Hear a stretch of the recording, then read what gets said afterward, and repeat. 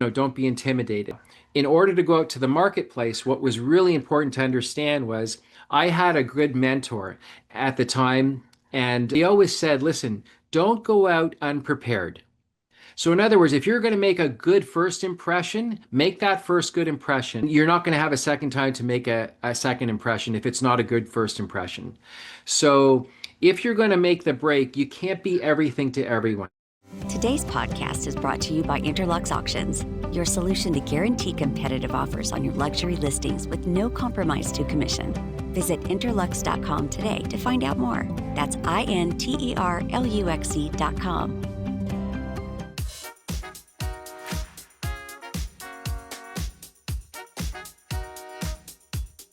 Welcome to A State of Mind, a podcast series all about motivating, inspiring, and educating you in the art of selling luxury real estate. The podcast is brought to you by the Institute for Luxury Home Marketing. I'm Tami Simms, lead trainer for the Institute and a full-time real estate professional in St. Petersburg, Florida for more than 2 decades. In this episode, we're going to focus on elevating your brand for 2026. Now, joining us again today is our guest, Jerry Hammond with Hammond International Properties Limited, based in the Greater Toronto area in Canada. Jerry's a fellow Guild Elite member of the Institute, and his award-winning company specializes in luxury residential properties and developments around the world. Welcome back, Jerry. Well, thank you very much, and what a pleasure to be back here. It's such an honor to be back here in such a short period of time. So I hope we can both benefit from today's session. Absolutely. And it truly was by popular demand because as we concluded our last episode, you made mention of the importance of reinventing yourself periodically and refreshing your brand. And so that prompted us to come back today to explore that. So I'm curious to hear your thoughts on branding and your personal image and this whole concept of revisiting that periodically. Sure, it's a great question, and I don't think a lot of people really give it a lot of thought. And they don't look outside of the industry to get the ideas. And I think that's what you have to do. So, in other words, if you want to brand yourself, find out what the greatest brands in the world are doing and take out some of the ideas, whether it be a color coordination or whether it be a certain font. I mean, it really starts at that level, and then decide who you really are as an individual and what best represents you as a brand, and of course maybe the company you're working for or the company that you own. And that leads me to your thought about relatability to your target audience. So, for example, in the luxury space, I often tell people to look at the luxury brands that the advertising and the marketing that those clientele are seeing every day, and Right. use that as a benchmark. And so, tell us what you mean by relatability to your target audience. Well, there's a natural law of the universe called like likes like. So if you like to be like others, or if you like to be like another brand, then you have to emulate that in some way, or find the distinguishing factors that make that brand so great and that make it what it is to the marketplace for that consumer. So that could be, the language that they speak, or the caption that they use for their branding, or a certain font, or for a certain color that they use that attracts people. And then, of course, you can then decide, where's that going to take me? What's that going to look like, 5 years from now, 10 years from now? But branding is a very interesting thing. So once you come up with your initial brand coordination, and that includes everything from coordinating your website, your descriptions, how you want to sound to the consumer, then you have to reevaluate it every few years and decide. Exactly. Yeah, and decide, is this best suited to who I am today? And is the consumer base still attracted to the brand? And is it as relevant as it was a few years ago? That's a very important I I distinguishing think factor. distinguishing factor. Yes, Yes. I think that's right on target. And In my experience throughout the years, I've had a lot of interaction with some of the major international brands, household Right. names that have built luxury divisions that are specifically geared towards that audience. And periodically, they will refresh that branding and change the typefaces and really try to identify with the contemporary consumer. And at the same time, I see some other agents that are kind of stuck in the, if you're in the luxury space, everything needs to be cursive and Right. showy and that sort of thing. And so I think you're spot on in terms of making sure that you're reevaluating that and the audience as it changes. Yeah, there's a modern audience. I guess you have to know who the demographics are to establish that. But I find that you do have to stay current. Current creates, an opportunity for you to stay relevant with the consumer base and for you to refresh and renew awareness with what you're doing. So, in other words, you've got to be able to stay within trend or create the trends. So people realize that there's a differentiating factor between who you are and what you have to offer. And it has nothing to do with what you're selling. So it could be a product or service, but it has everything to do with you staying on top of mind. Years ago, I went to a conference and they essentially said, "So what cola do you drink?" And the gentleman says, choose one, and there's no right or wrong. Well, some chose Coke and some chose Pepsi. And you may not even drink the brand, but what those brands have essentially done is they've purchased a piece of your mind and they become top of mind awareness. And it's that drip campaign that keeps you relevant to the marketplace. And that's just an interesting little story that I had from a conference that I went to years ago. I love that because it is that immediate recognition. I remember hearing some years ago that Mercedes-Benz. Yes, So now, if you see an ad for Mercedes, right, likely it's just one photograph of one piece of the car that that's right. has their emblem. But when they were first introduced into the United States, they had to educate the consumer about why they should pay more for Right. a foreign automobile.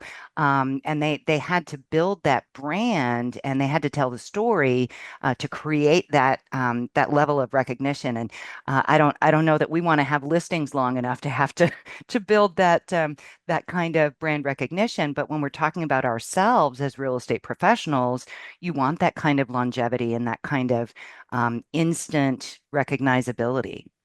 Yeah, we separate branding from the corporate side to the individual housing side. So we believe that every home becomes a brand within itself. So when you're branding the home, it has to be within keeping of the corporate branding, of course, so it can extend through the marketplace and people recognize who's representing the product. But at the same time, the two are very different. One is done for longevity and one is done to get instant recognition from the marketplace in order to sell the product. So the timelines, as you made mention of, are quite different in terms of, the I guess the intention behind it. Sure, sure.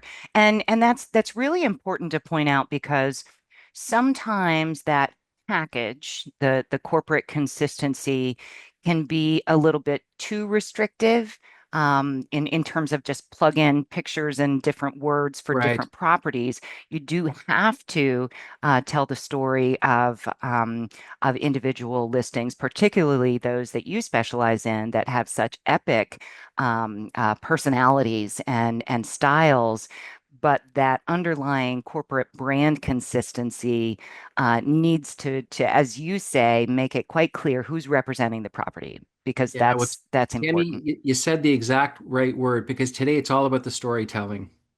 So if your story is consistent with the corporation as well as the product that you're marketing, so if you integrate lifestyle and if you integrate vignettes in your photography and your video composition, maybe you add a few actors, maybe your storytelling is a little bit different with each and every property. Maybe your voiceover becomes more alive and you can use a certain voice, to sort of distinguish that property in a different way. All these little touch points that we utilize, can help change the dynamics to trajectory, and of course your analytics, in terms of where that property is being shown. And that's all part of brand storytelling. So, branding, we're sort of getting away from, how we got started, choosing our fonts, choosing our Hmm. colors, choosing what the corporate messaging really means and whether that can change over time, to see the values of the consumers and how they're changing and adapting change. And then, of course, into the product that we're selling. And if the two coincide and work cohesively, the corporation, the brand, and the people within the company will follow along that journey. And of course, that becomes the story that's being told time and time again. Absolutely. So, what kind of things do you consider when you're revisiting your branding? um, when you're looking at your typefaces. I know you said that you look at what other luxury brands are doing or relevant brands. Yes. And so, what is it that you're looking for, and how do you distinguish between something that's going to be a passing trend and something that's going to have some life for 5 years, 10 years, as you mentioned? Well, for us, we only looked at the most expensive brands and what those brands have to offer because we feel that they're at the leading edge of what's popular and sexy, if you want to call it that, or in trend. And they're also leading the way in terms of creating demand for the consumer that doesn't necessarily understand that they're earning they're earning their product. I'm sorry, they're earning the right to understand that brand.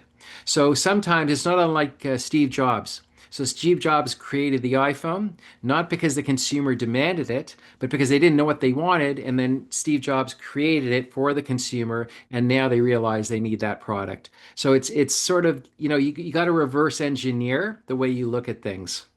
That's an interesting point, and it makes me think about the idea. One of the principles that we teach in the luxury training, the institute's training, is that the affluent buyer is often spontaneous, Right. right? They may not have realized when they woke up this morning that they were going to be making an offer and purchasing a luxury home, but when that opportunity presents itself, it's kind of like when we talked about the soirees on our last Yes, episode. You create that fear of missing out, right? Or that's the right. fear of not The having something that's scarcity. exclusive. Yeah, the That's right. scarcity. That's a perfect way to put it. And so if you present that to the right audience, they can react. I think it's a great analogy that you used on the iPhone, because now you have to have everything that Apple produces, the newest, Right. flashiest version, and you really didn't need to upgrade your phone, but now you're going to because there's a new one there. Yeah, it's a fascinating world that we live in currently. I mean, first of all, it's moving at light speed, beyond our comprehension in a lot of cases. And by understanding, like I'm going to New York in December and I'm going for Christmas. And I'm only going there to really do research. I'm going to be walking by all these lovely stores, understanding what they're displaying in their windows, what they're doing for the holiday season, and then taking a walk through some of these places just to get a real understanding about what it means to be in that luxurious space, understanding how they're relating to the consumer base. And, that becomes now I take that home. I bring back some of the ideas. We talk to our marketing team, and then we adapt some of those traits and ideas into the organization to make sure that we capture the audience that they're capturing. They both coincide and are cohesive in terms of who the audience is. Yeah, you have a So, shared audience for sure. yeah, there's no doubt. So, if you're adventurous enough to really go out there and to look at other great brands and understand what they're doing, you can implement some of those strategies into the psychology, into the coloring, into the way they're doing their videography, and then incorporate it into what you're doing because all the ideas exist out there. And it's just a matter of you adapting those traits and now bringing them into your organization and then adapting them to real estate. I think that's brilliant. And number one, New York City at Christmas time Yeah. is just unbelievable, right? And number two, this is also a really strategic way to make a business trip out of a trip to New York City at So Christmas, true. right? Yes, you're Exactly. right. But if we give ourselves permission to do some exploration trips like that and treat it as a business opportunity. I can think of so many places around the country, around the world, You're right. where one could do that, and depending on where someone is in their career and their budget, it could be within an hour, or it could be, across the continent, but could have really, really similar impact. I think that's brilliant. I just pictured myself sitting in a fine restaurant, analyzing how they present their menu and how their servers are describing the entrees, right?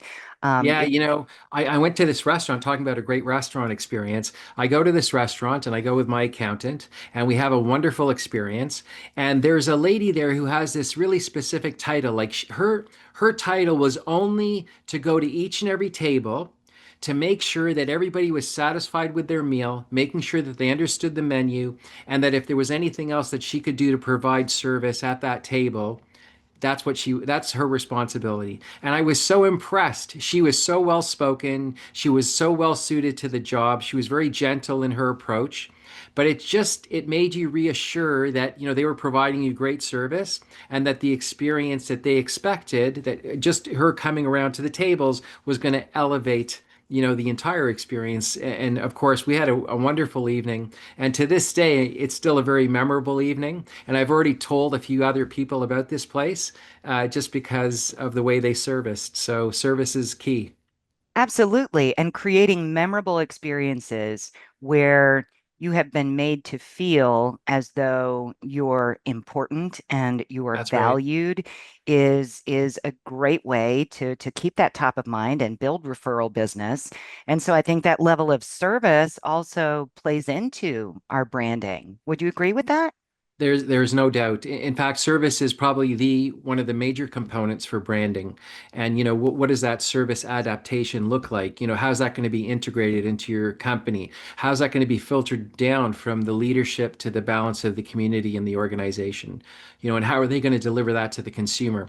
Because at the end of the day, the consumer is judging us, and your front lines have to, adapt to, your way of doing business, and understanding that, you're all on the same mission. And so if they're delivering the same messaging time and time again, we've had people out, owners tell us, oh, we've received this from your office, and, we see you and what you're doing and how you're displaying it. And so it's certainly standing out and it becomes recognizable. They remember it, of course. And when the time is ready, they make the call and call us for the service. Yeah. And that also makes me think, we started talking about your imagery, your Yes. colors, your typefaces, that sort of thing. But I think one of the most important keys is to blend that with your messaging, Right. because the messaging has to resonate with the consumer.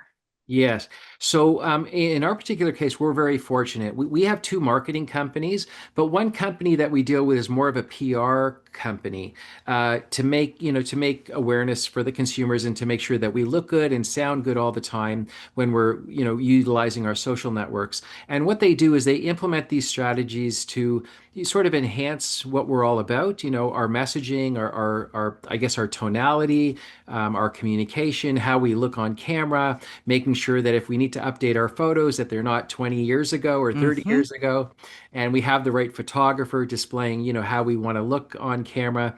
It's all these little things. So, yes, as an individual, you become that brand if you're branding yourself. As a corporation, it's important for the corporate leaders of a real estate company to continue to, I guess, recognize that things have to be changed, and that the people in your organization have to stay up to date, because it's gonna make the whole brand and the entire organization look a certain way. So we make sure that we do that within everybody here at the organization, just so they feel good about themselves. They feel like they're staying up to date. They're encouraged constantly, and that means that they're like an actor up on stage. And they're ready to be up on stage and to perform out in the marketplace for the consumer. I think that's great. There's so many analogies that can be woven in from different industries, from different experiential um, environments, right? Yes. And I think that if we're always looking out for those different benchmark standards, that definitely will help us. Now, I want to ask you a question that I get asked a lot, particularly if I'm talking to real estate agents who are looking to break into the upper tier, right? Right. They're looking to build their business and position themselves in the luxury space, but they have a great fear that if they go too far in the luxury zone, that they can alienate their bread and butter business that they want to maintain until they reach that level of success and performance in the upper tier. What would you say to Yeah, those well, realtors? first of all, it's a daunting task, and really sometimes it's just a comfort level. So, do you have a comfort in talking to these different types of people? Obviously, they're well spoken, they're better educated. Can you speak along those lines? Can you communicate effectively with them? Are you going to be able to build some sort of association where like likes like, which is the natural law? Can you understand where they're coming from? Can you respect where they're coming from? Can you serve accordingly? Those are the questions that you have to ask yourself. But in terms of making the break, so years ago, I went to a conference and the guy said, listen, if you really want to succeed in anything, you got to find your niche. And then you've got to create the niche and build on that niche. And when you perfect that niche, the market will value it very differently than everything else. So in my particular case, what happened to me was I realized I was only given 24 hours in a day. And I had three young kids at the time. And I was working, right across the board, 7 days a week, crazy hours a day. We didn't have DocuSign to sign, the paperwork. We had to go and do it by facsimile. We stayed up till 3, 4 in the morning until we negotiated the deal and then fell asleep, maybe at 7 o'clock if you had the energy to fall asleep because you were all wound up at that Yep. time. And so, the shift was made in my particular case because I realized that my time was becoming more valuable.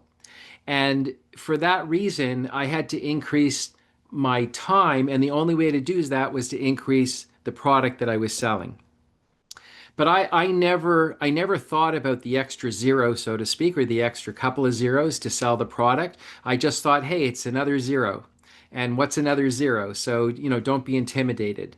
Now, in order to go out to the marketplace, what was really important to understand was I had a good mentor at the time, and he's no longer around, but he was in a different industry. But he always said, listen, don't go out unprepared.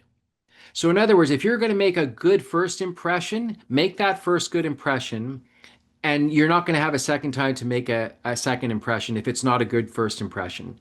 So, if you're going to make the break, you can't be everything to everyone. I mean, you either got to jump right in it and really believe in yourself and have the confidence to do so, or you're just going to stay within the masses.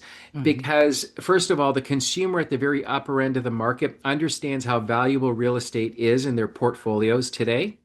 It's a big part of the economic cycle.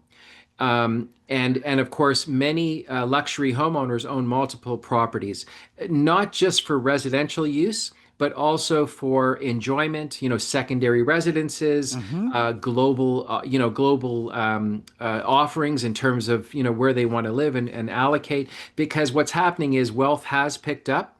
And for that reason, they are allocating a large part of their portfolio towards this, sort of investment. And that's very important. It also has a lot to do with succession planning. So if you're succession planning and you're looking at global offerings, and you're looking to relocate your currency to another country, for instance, just to safeguard on for tax reasons, people are also looking at those reasons today. So um, I'd say that in order to jump in, you got to really study the market and study luxury. And I think I mentioned this before in our last podcast, because if you study luxury and you study the consumer and understand the psychology, you'll see a trend within it. And that's when I think you're ready to sort of jump in and say, you know what, I can manage it. And maybe start in the lower millions and then work Right. yourself up. It doesn't have to be in the double digits or triple digits, but certainly get to that stage. Build up your confidence. build up your communication skills, build up your brand because brand's extremely important, and make sure that when you do show up and you're presenting, that it's who you really are. And you have to be very sincere and you have to be ready to serve at a very high level, because I say doing what we're doing is no small task. We're serving at the highest level. We have to be candid with people, we have to be truthful with people. In an environment the way it is today, they have to be educated about what the market is really doing. And then they'll make a logical decision based on that education. We're not selling for people at all. We don't even look at ourselves as salespeople. We look at ourselves as advisors, and then we'll provide them with the information they need to make a logical decision to move on with their life. These are people that are all moving in a very fast pace, in a very efficient market with their own businesses. And so they need to make strong decisions as they move forward. And you're And just there to they assist. engage the highest level of professionals Absolutely. and trust them to guide them in those areas that are not their expertise, That's right. but they want that level of trust. And Jack and I use the term authenticity That's all the right. time. All the time. And Perfect so word. that comes back to the branding as well. um, you have to be true to the messaging that you're putting out, right? So true. You can't be Yes, you can't be giving a message and setting an expectation that you don't deliver on when they meet you in person. So exactly. that's an interesting piece of that. So when we provide our marketing proposal, we used to give a written format and we used to attach it to the listing schedule so they knew exactly what they were receiving. We report back to them on a 30 to 60 day time frame so they know that we promised what we're delivering and that we're standing behind that promise. So it's all this positive reinforcement and to make sure that they trust us along this journey, to continue the relationship and build the bond and build the understanding that you are providing good information so they can make a proper decision. Yeah, absolutely, absolutely. Managing expectations and delivering on your promises. That's key in the messaging in your branding, right? Yeah, So we were talking a little bit about Miami right. before we went on air, and it's one of the places where I see more focus on the messaging of being bilingual Yes, and how many years you've been in the business. And to me, that doesn't say anything about why should I choose you, right. particularly for my most expensive endeavors. So the branding piece is really, really critical and often overlooked. Yeah, so that the branding turns into who you are essentially, right? So, if you're doing the right thing and you've got a track record and you've got a history and you're showing great results, people want you to go bat for them. And so you're that representative. I often look at our field of business now is it's like hiring the best lawyer in a litigation case or the best surgeon. And if you want the best surgeon, you're going to pay for it. If you want the best litigator, you're going to pay for that. And so in our case, we look at ourselves as, a great real estate company. We market appropriately. We know how to negotiate.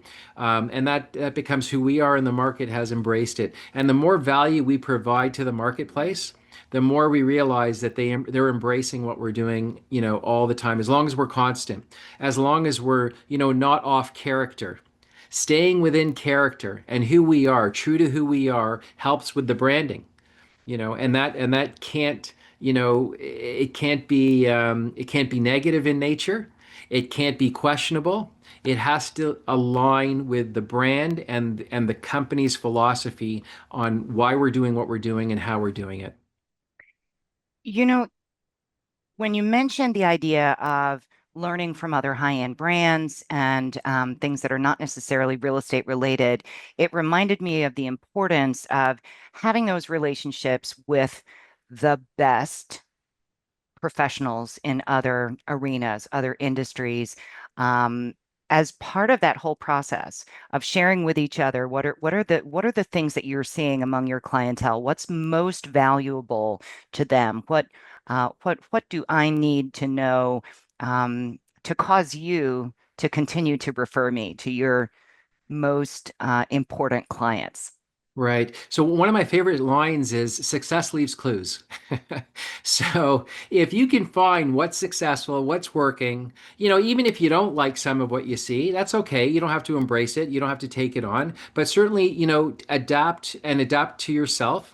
What makes sense and what looks good out there. And sure, people are willing to share. There's a lot of industries out there that if you just go in and experience, even if you go to Mercedes-Benz, for instance, and you want to experience a vehicle, just walk through the process. Even if you're not going to buy it, just understand the process that happens. Listen to the salesperson. They've got some of the most amazing training behind them, and they train all the time for the consumer. And I got to tell you, like, I don't think there's anybody better than Mercedes, except when I was in New York, I did meet with the CEO of Rolls-Royce, and I understand where they're going as a company, and they're just off on their own. So, they leave clues, and when you sit down and you talk to them and you understand what they're doing now with their consumers and how they're adapting personal change and personal design into the vehicles that they're designing, it's those little bits of information that if you adapt it through either psychology or even taking the idea and adapting it into your respective field, it's going to win somewhere else, because wherever it works somewhere, there's no doubt that it's not going to work somewhere else. That's right. That's right.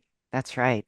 Your comment about being in the fine automobile dealership Yes, reminded me. I was at an event once in the Nashville area, and I was invited to this event that was at a luxury automobile dealership, and very nicely done. And I was looking at the materials that they were using to showcase their product. And if you think about it, even the most expensive luxury automobile is a fraction of the price that's of what right. we are helping people with. And the difference between the quality of the marketing, both of the brand and the specific product. So take Yes. one specific car versus one specific home, really to me was astonishing. And one of the things that I think that in our industry, we should pay more attention to those And benchmark you're absolutely standards. right. So, I was talking about how we used to present on paper and leave the paper behind as our marketing proposal. We've taken it to a whole different level. We actually, found a company that created a video-based book. We integrated the video presentation into the presentation. We recorded each and every video. I think there's about 10 in total or 12 in total. And each one is a touch point for who we are, what we do, what we represent, where we are, how we market. And that is, so we sit down with the consumer, we open up the book, we play each video back, and that becomes their experience. And we play it right in front of them. And they're looking at this technology going, wow, this is very different. And to think now, you've stepped away from your competitors in so many different ways, just through the experience, the technology, the fact that you've even invested in something that's such a difference in terms of the communication with the consumer is already putting you leaps and bounds ahead of your competitors. So it's those little things. So you're right. And if you're not willing to adapt these things, you're just falling further and further Yeah. behind. So Yep. reinvesting, reapplying, reinventing, as we spoke about, these are all important factors. Yep.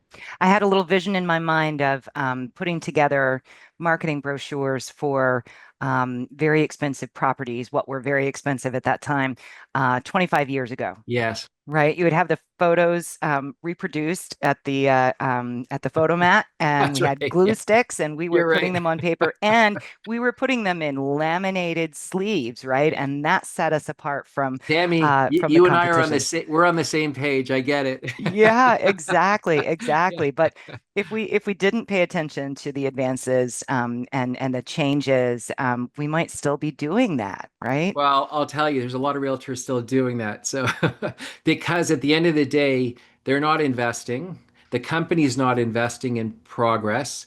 And unfortunately, the companies are not working in unison. So, you're only investing in what the majority of your people are doing. So I find there's a disconnect, I'd have to say, between some of the organization, some of the people, and the organization itself.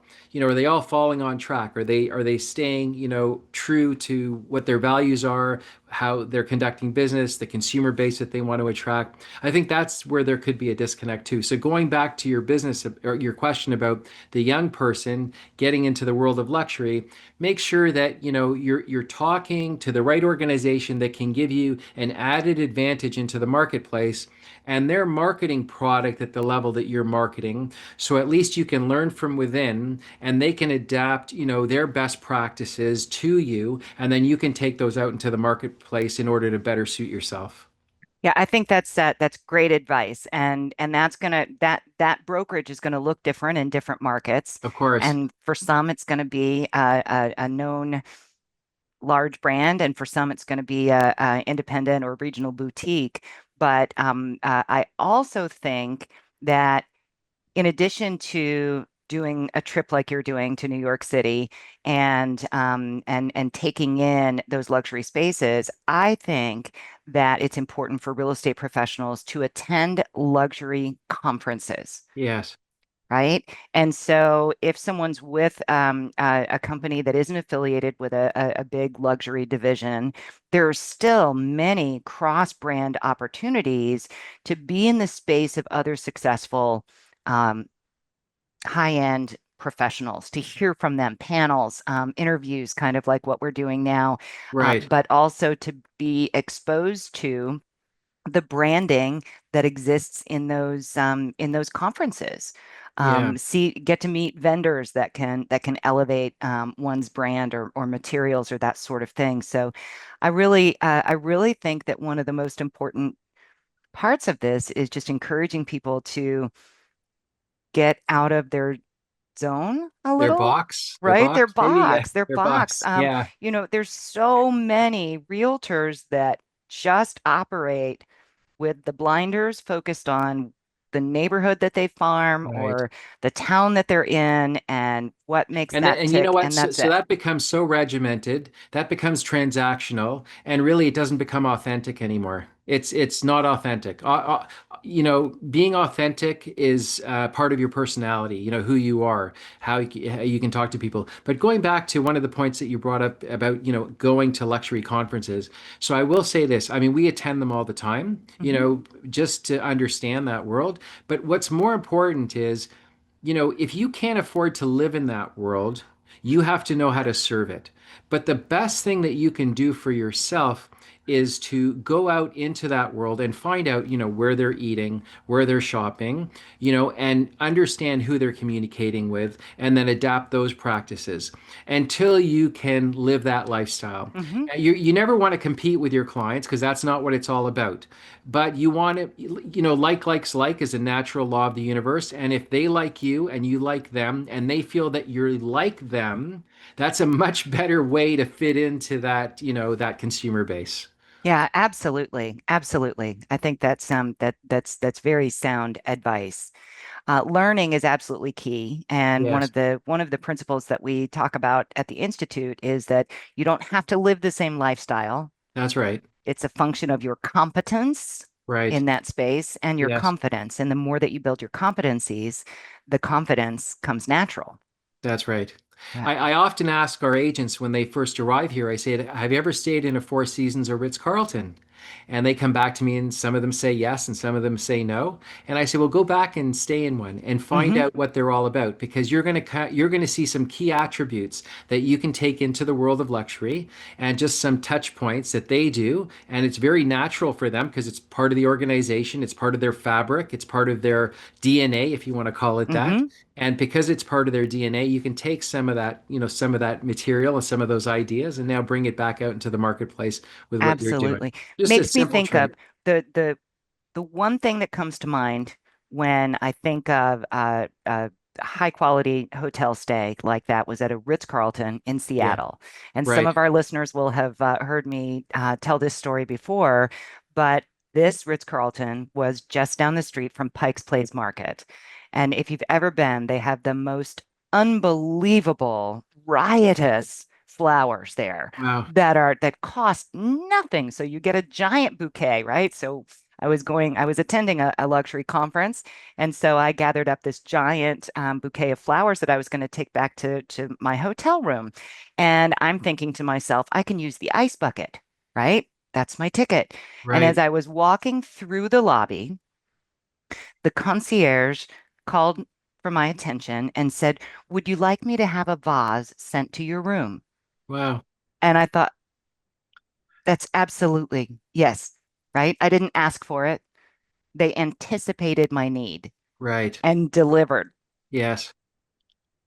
So all these great anecdotes and different alignments with different industries. So, I want to add one thing. Do not be just an avid learner, because you become like this sort of this junkie who just keeps going out there and going to these conferences. Because if you don't adapt them and build them into who you are as an individual, and then of course put them into daily practice, mhm, it's just in your head. yeah. So whatever small takeaways that you can get from wherever it is, try to adapt it in your business practice and see if it works and see how you can adapt it so it can be your own, and then you can speak to it. It's part of your storytelling. It's part of who you are. So that helps build your brand, right? Like that, everything coincides. Yep, I think that's very true. So, so as we look towards 2026, this is Yes. the time of year where we're doing that business planning, and I hope that our listeners will also take a look at their branding and that sort of thing. What's on your mind for your brand, for your focus for 2026? Yeah, good question. Well, we're planning for 2026. In fact, we started planning for it last month. So if Hmm. you look at any of our current contracts, they're taking us to the end of 2026. So we just picked up 30 new properties last week alone on different properties, three different owners. They've given us some development work to work on, and so now we're taking that into the end of next year. So that's part of our planning process. We're going to do some soft launching into this year, and then do some more hard launching into 2026, and that'll take us to bring that. So that secures our cash flow position into the next year. We make sure that we have enough. Inventory going into the next year. So we're not, just reacting in early spring, wanting to go to the marketplace. So I'd say our planning is about 6 months to a year ahead of schedule in order to plan for that next year. And it's very important for us because, according to our budgets, according to how much we spend, we got to make sure we have the cash reserves and then build in the right budget for moving forward. And then we have to anticipate the market. What does the market look like? Where do we feel the highest demand is? We had our Monday morning meeting this morning, and it looks like there's a lot of value out in the marketplace, and people are looking for value. The consumer's looking for value in this environment. Now we're thinking to ourselves, okay, maybe we have to just lower our expectations in terms of our price point, because the new 1.5 to 2.5 to under 3 million seems to be moving quite rapidly in the marketplace. So we have to now shift and pivot a little bit to see if we can get that consumer base to make sure that we're, right in line with the current trend in the marketplace. And we want to be where the pulse is of the market. And so that's just, two of the ideas. A few of the other ideas is, we're sitting down with our marketing team talking about where we're going next year. We've got some incredible things that we're adapting to the organization, things that are AI based, that are going to be very unique. And I don't think I've seen it elsewhere, especially in the real estate industry. So hopefully we're going to launch that in January, and that'll help keep us relevant to brand and make sure that the consumer comes back and wants to focus on our organization and what we have to offer. So it's really, planning ahead for the future, making sure that your marketing is in line, for the future, because our scheduling for marketing is an entire year. So we have a schedule, so we make sure that we fall in our dates and our timelines and our deadlines with all our marketing, so we're not falling behind. And then, of course, we've got to sell within that process, because it's very important, obviously, to sell so you can reinvest and That's and right. get back up and showcase the next set of homes that you're marketing, or those that haven't sold. You've got to now reposition those in the marketplace. So there's a lot of planning that takes place. I'd say that we've taken the business very seriously, and now we have a responsibility. We've turned it from being accepted into the marketplace to now having a responsibility to the marketplace, which is a very, very different place to be in. We realize how important it is in today's economy and with the market being the way it is that we have to be empathy. We have to have some empathy. We have Hmm. to have a true understanding of people's positions. It's a very fragile marketplace here in the Toronto area, and we have to be in tune with that. And I said to our team this morning, I said, there's never been a time in real estate that's been more rewarding because it's not so easy. When it's Yeah. easy, everybody has their license, they all jump on the bandwagon and they want to sell real estate. But in today's market, we really have to understand the consumer, understand the problem, the underlying problem, what that means moving forward. How are we going to reposition their property? There's a lot of thinking. It's a lot of like I'm getting little sleep at night just thinking of all of this.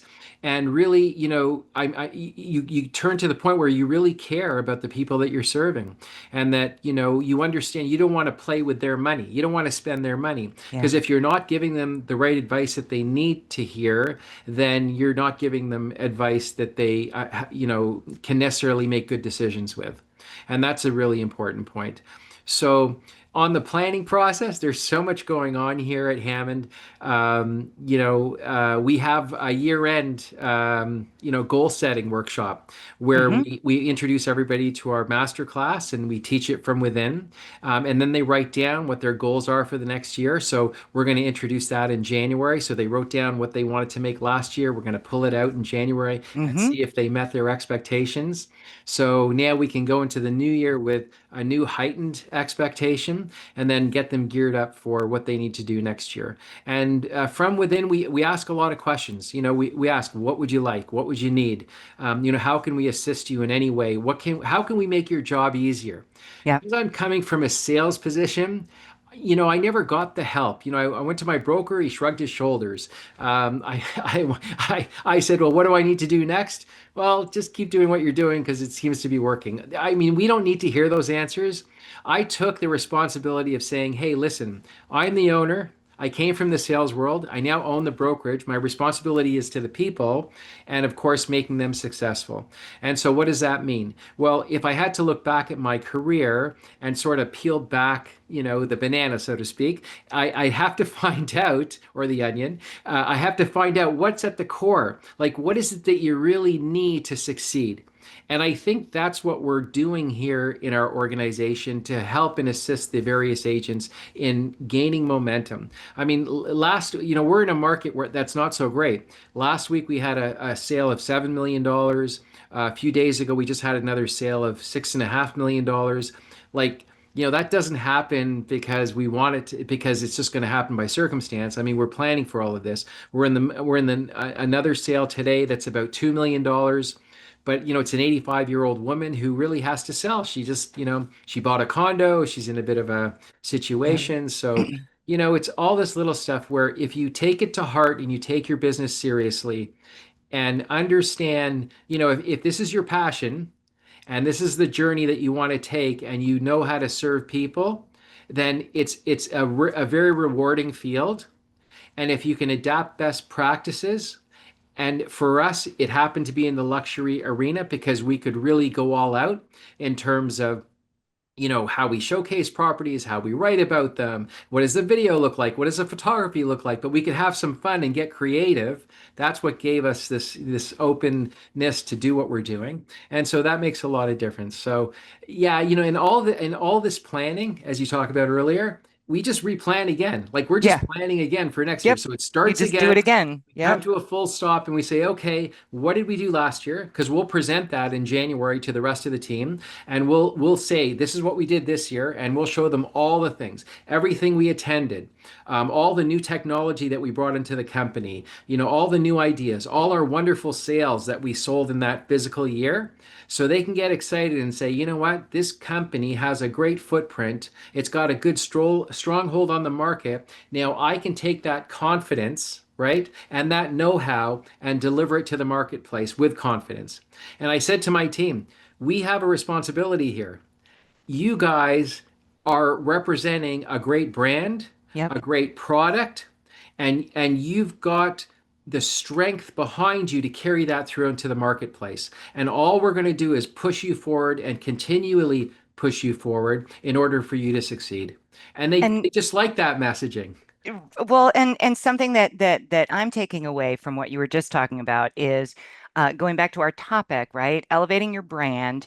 And so if you have a powerful, authentic, excellent brand foundation, then that is going to allow you to do what you need to do Yes. to live that brand and to provide that level of service.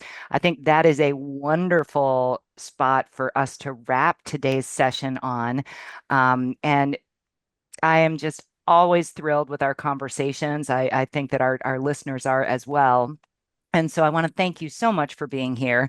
Thank you, And to Tammy. our audience, thank you so much for joining us on this episode of A State of Mind, the art of selling luxury real estate. If you're interested in learning more about the Institute, you can find more at luxuryhomemarketing.com. And if you like what you just heard, please share it with a friend and don't forget to subscribe, rate, and review this podcast. If you've got a hot topic that you'd like us to consider for a future podcast, feel free to let us know. Send an email to info@luxuryhomemarketing.com. Thanks for listening.